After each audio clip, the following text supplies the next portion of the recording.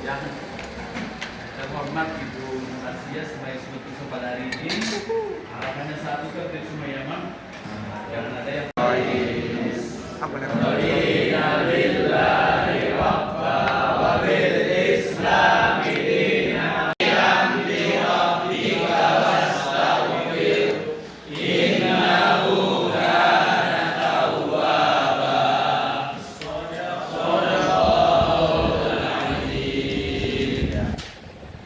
Mudah-mudahan dengan bacaan tersebut kita semakin semangat, semakin berkembang, semakin maju ya, semakin lebih hebat ke depannya.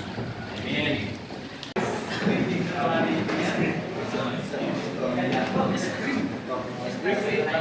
Jangan ada yang malu-malu ya. Dikeluarkan semua kemampuan ya. Jadi itu dia mah, ikutin gerakan kita langsung ya. Kira terjadinya, juga ya.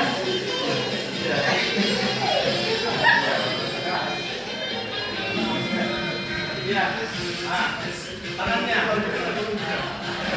Oh, kita kawan. Gerakannya, gerakan biar sehat.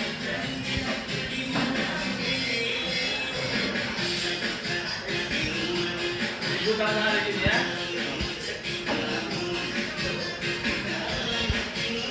Ganti.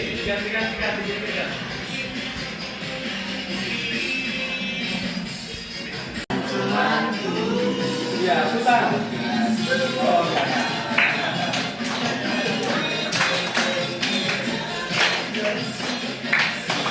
Oke, kawan ya. Jadi hari ini kita lanjut di pertemuan yang kedua. Kita tahu bahwa kerajaan besar Indonesia itu sangat besar peranannya dalam kehidupan besar Indonesia, kan? Jadi biasanya kalau raja sudah masuk Islam, itu biasanya rakyatnya masuk Islam. Oke.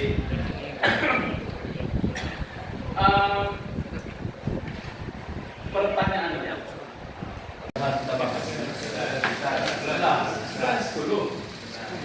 11, ya. Yang tertulis di buku 10, tapi ada kerajaan Banjar yang tersembunyi di dalamnya. Bapak panggil 11 orang profesi ini berbaris di sini ya, Bang. Sini kita persepsi ini kita sesuai dengan nomor urut yang tadi ya. Astaga ya, mundur ke belakang Mas, Evan.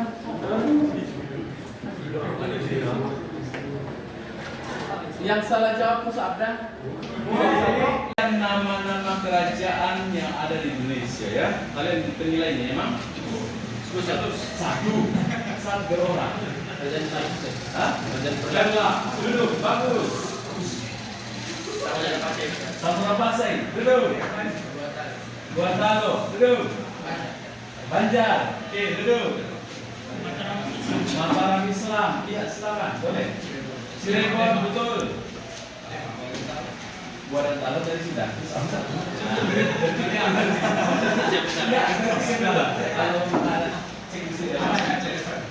Jadi apa? Aceh, bagus. Gorontalo, buatan taruh. Kutai ada ya?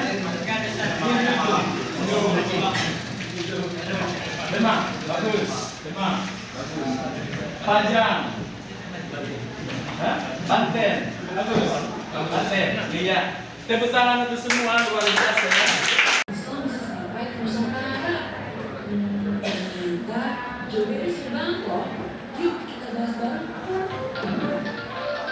Sekarang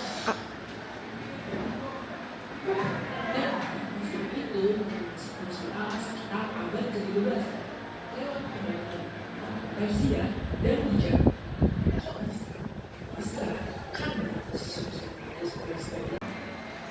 Warga lokal Indonesia Utara tertarik karena pemikiran dan cara ngobrol yang santai Itu salah satu modal para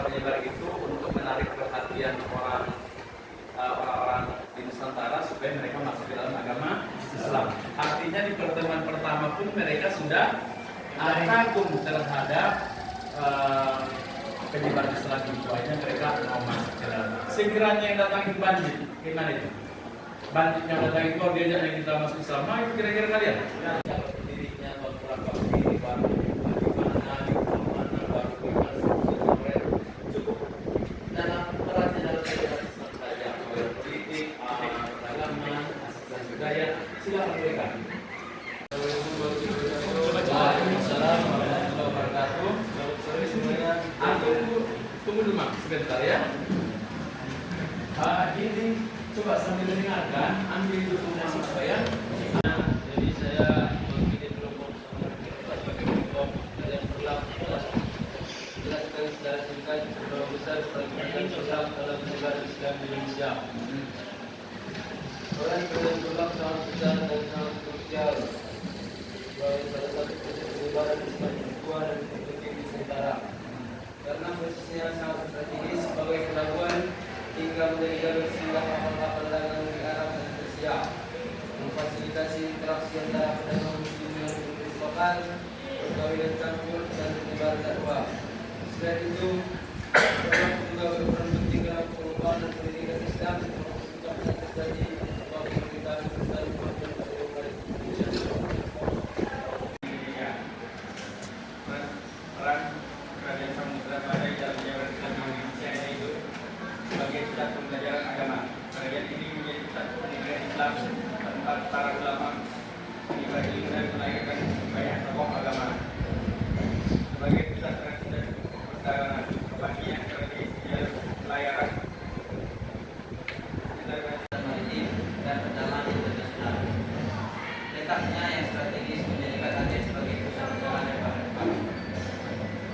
Aceh menjadi politik maritim yang besar dan yang juga berbagai. Jadi coba.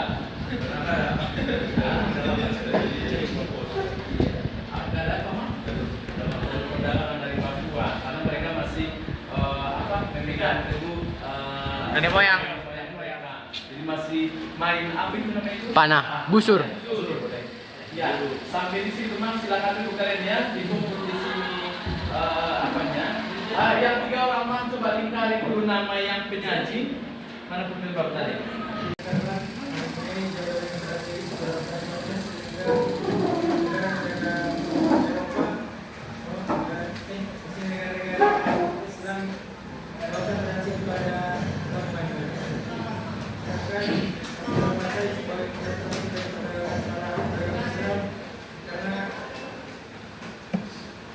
Strategis dan kerajaan Aceh sebagai